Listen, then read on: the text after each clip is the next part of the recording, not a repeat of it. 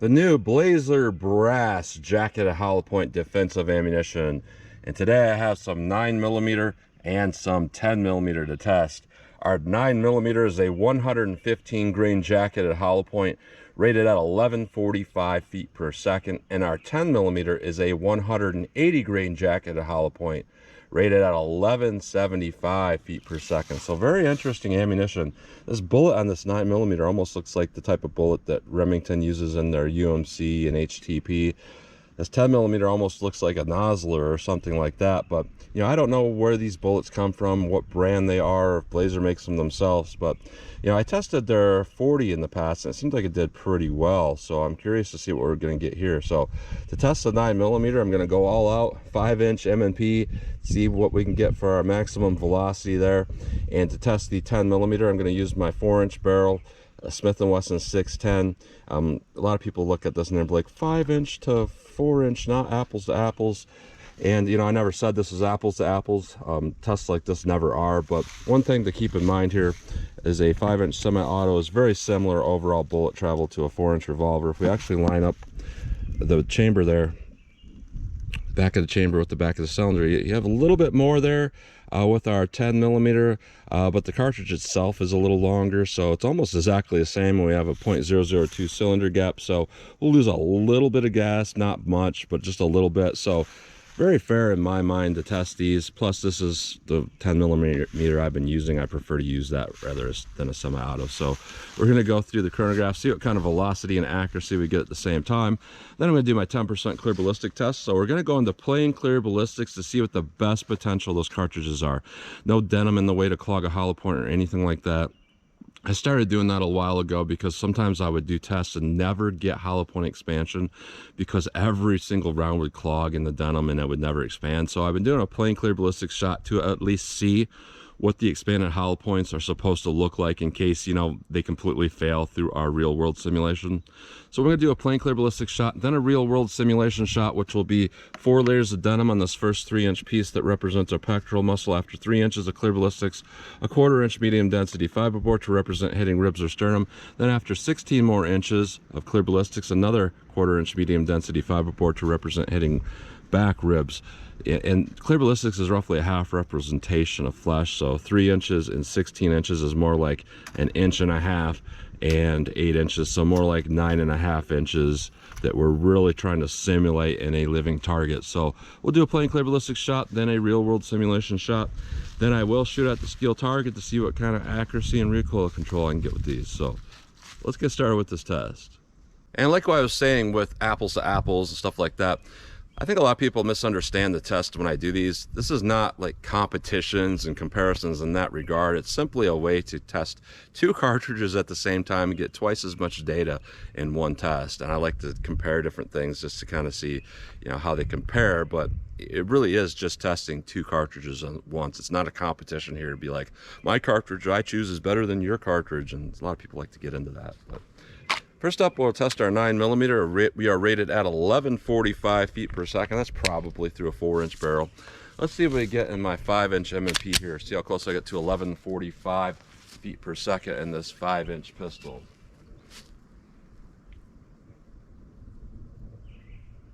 $11.94.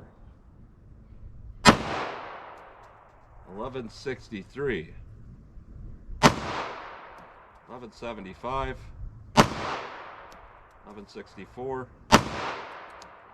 1173. So a little bit above the rate of velocity, but not much considering that's a 5-inch pistol. Our 10mm, we are rated at 1175 feet per second. See how close I get to that. I'll shoot single action here to see how the recoil is in these.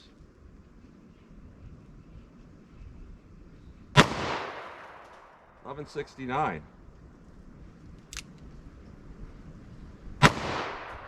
1171, 1154, 1164, 1149. So even though this is below rated velocity, I quite frankly was expecting like 1,000 feet per second, because a lot of times you see stuff like that with cheap 10mm. And just for reference, even though this is over 5 inches of bullet travel, generally what I get in normal range bullet weights is the same velocity as a Glock 20, and it appears I'm probably getting about that. So pretty good overall for our velocity, at least a little bit over with our 9mm, but I am using a pretty long barrel, and a little bit under, and this is pretty similar. They're probably testing that through a 5-inch barrel, and this is kind of equivalent to a 5-inch, so a little bit under, but I'm gonna call it rated velocity because we do have a cylinder gap. So pretty good overall for our velocity. So let's hit our ballistics gel block and see how these two compare. And a quick note, there is no bullet creep out. Sometimes that's something you have to worry about with semi-auto caliber revolvers. With this particular revolver and with 10mm ammo, I've never really seen it happen before. So there's another one, it's not a problem. All right, our first shot in the plain clear ballistics. No denim in the way to clog a hollow point. No rib simulation to slow down penetration. Let's see what we get with our 9mm here.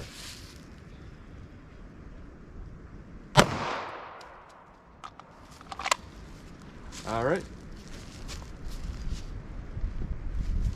Let's hit that with our 10mm. Let's go take a look.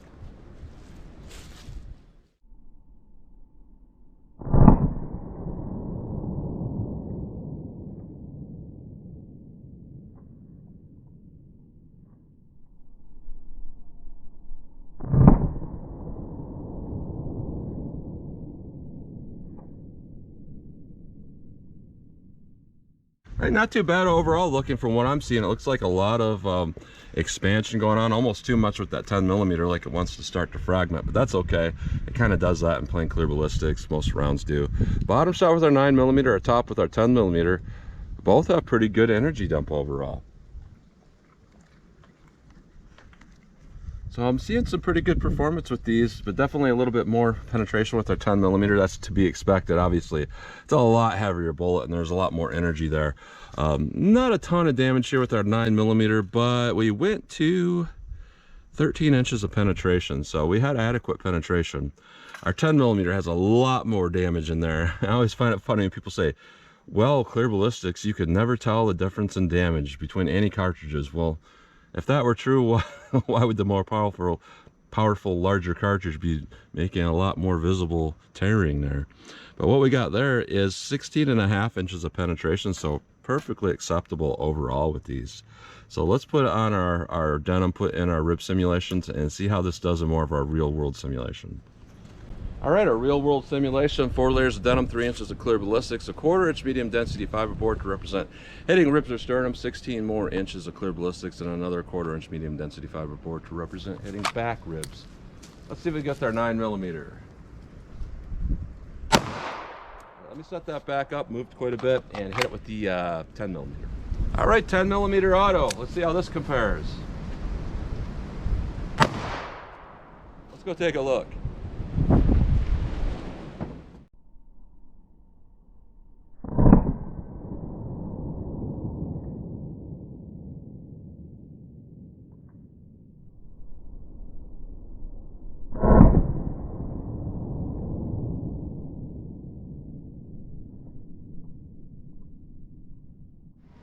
All right, so some pretty good performance, I'd say, overall.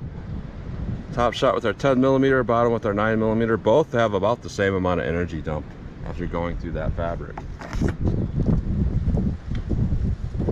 I'm seeing something a little bit different here with our rib simulation. It looks like with our 9mm on the bottom, kind of an inconsistent looking expansion, not particularly round. And our 10mm is a massively large expanded hole through there. So our 10mm definitely did some more damage to that rib simulation. Now going in the gel block, they actually went the same distance in here. Exactly the same, but there's some difference because we got some bullet rollback, and both of them look like they have about the same amount of damage in there, to be honest. Maybe a little bit more with our 10mm.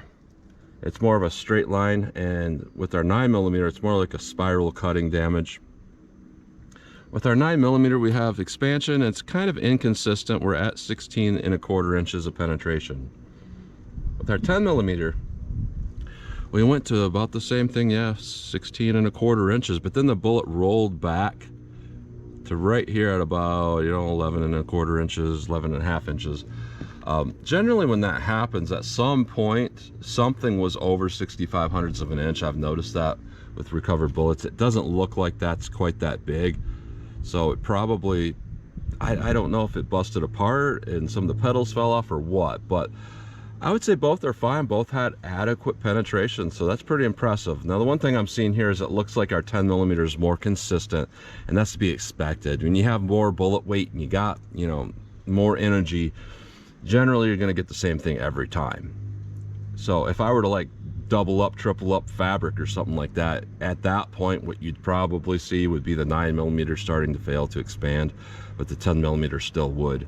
Yeah, that's typically what we see. But in our standard test here, both of them did pretty good, almost as good as each other, with the 10mm being a little more consistent. So I'm impressed overall for being such cheap ammo that it's performing pretty well, because if you look at like PMC and PPU and stuff like that, you are not getting these velocities, especially with 10mm. You are not getting expansion.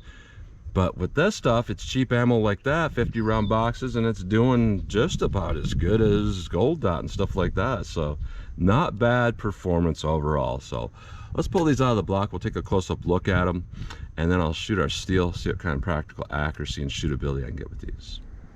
All right, so here's a close-up look at these bullets going through plain gel. Our 9mm here, and then our 10mm over here. Pretty good performance with our 9mm. Pretty good expansion.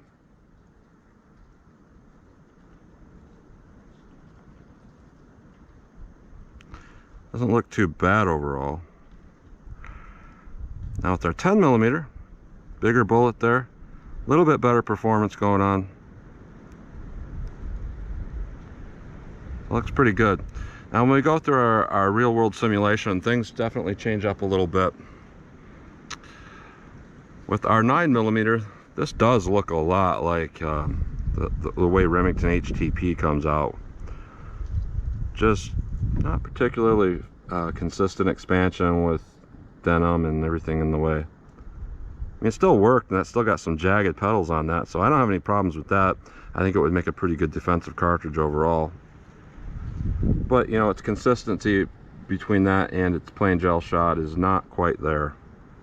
As where our 10mm, this has a more consistent expansion going on. We lost some diameter from it, you know, probably going through the rib simulation, but overall it had more power and more bullet weight, so it's going to remain more consistent here. So, you know, with 9mm, I'd pick something a little bit different. Even though this is fine, I'm just saying that you could get something a little bit better for the price. As with a 10mm, not always, you know, especially with cheaper ammo, you often get terrible performance. As where this was powerful and this had good performance overall, and we had good performance through our real world simulations. So I would recommend the 10mm. With the 9mm, I would recommend it, but kind of not at the same time. So our 10mm definitely did a little bit better in this testing. So that's a close-up look at those bullets. All right, 14 yards from the target. I'm just going to pop these off as fast as I think I can hit the target. Again, this is not apples to apples. This 10mm revolver is a lot heavier than this pistol. I want to say it's heavier by 15 or 20 ounces. So it brings that recoil I'm going to feel with 10mm down, but I just want to see what I can get here. So 9mm, 14 yards. Gonna get a sight picture and see how quick I can hit the target here.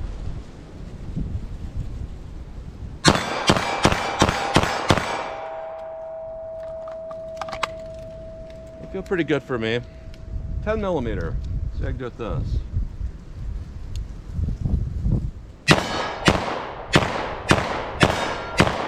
Alright, so I don't know what's going on with this. It's probably just this revolver.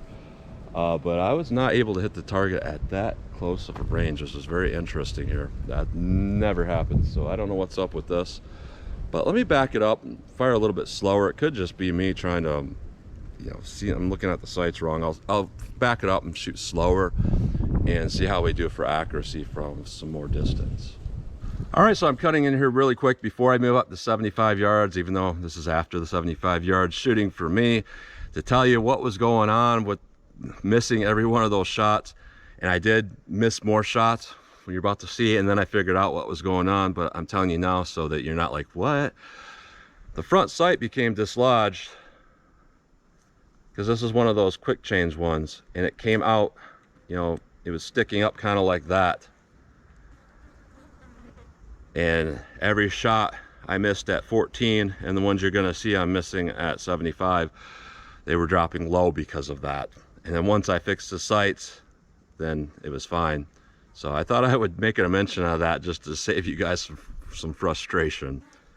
All right, 75 yards from the target just for fun. I'm not saying this is something you need to learn how to do. I'm just saying I like to come back and shoot from distance for fun, just for a challenge to see, you know, what I can do with different handgun cartridges. Because a long time ago, people would say, you can't hit anything beyond 5 feet with the handgun, don't try. So that made me start trying, basically. And I've had a lot of fun doing it. So 9mm, 75 yards. See, I can do with this thing.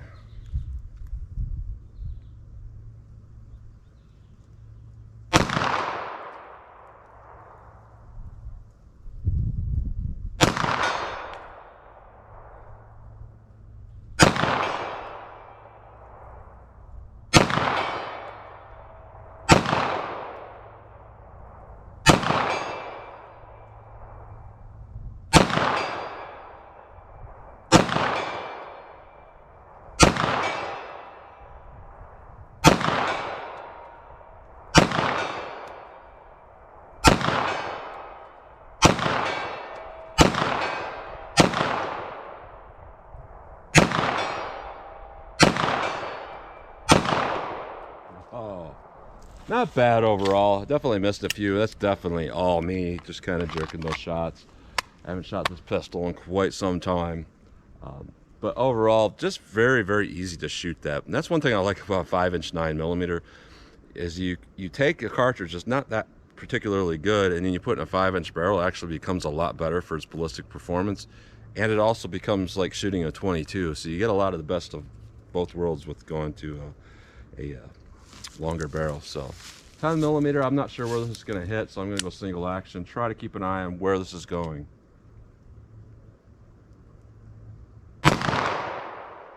Wow, that wasn't even close to where I was aiming. I hit in the same spot. Both times I'm aiming center of that target, and it's hitting below the target by like 15 feet or something of that nature. I don't know why. My sights aren't messed up or anything. Same thing.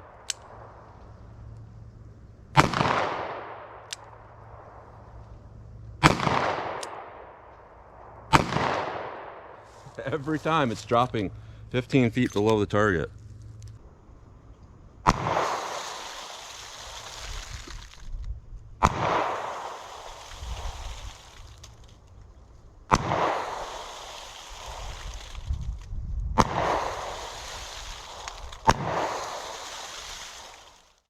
That's odd.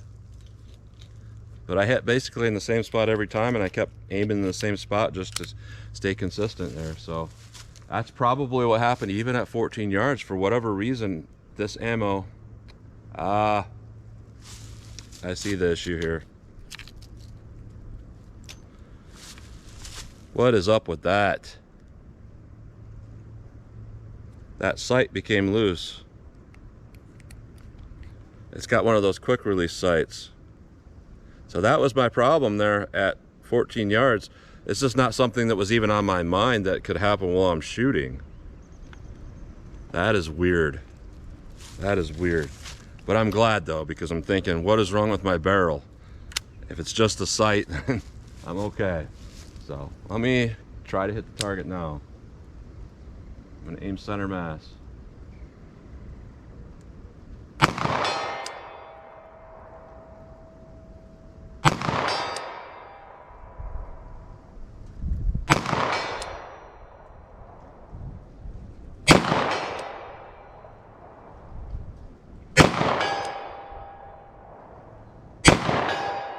Oh, those are nice in this gun.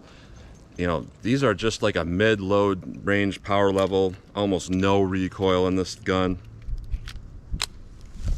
Must feel good.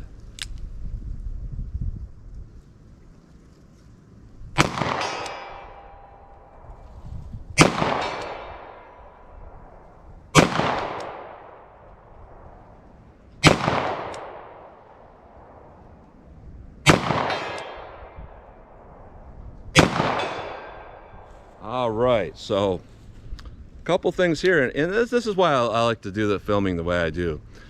Like at 14 yards, I could have edited that out.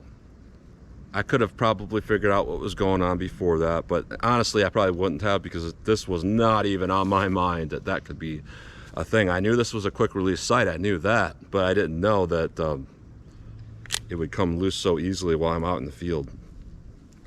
And I could have edited out a lot of things, but I like to just, you know, you guys are coming out to the range with me. You're coming out to do my test. I've never said I was a professional. I'm just filming myself so that I can get some data with all the ammo I test for me.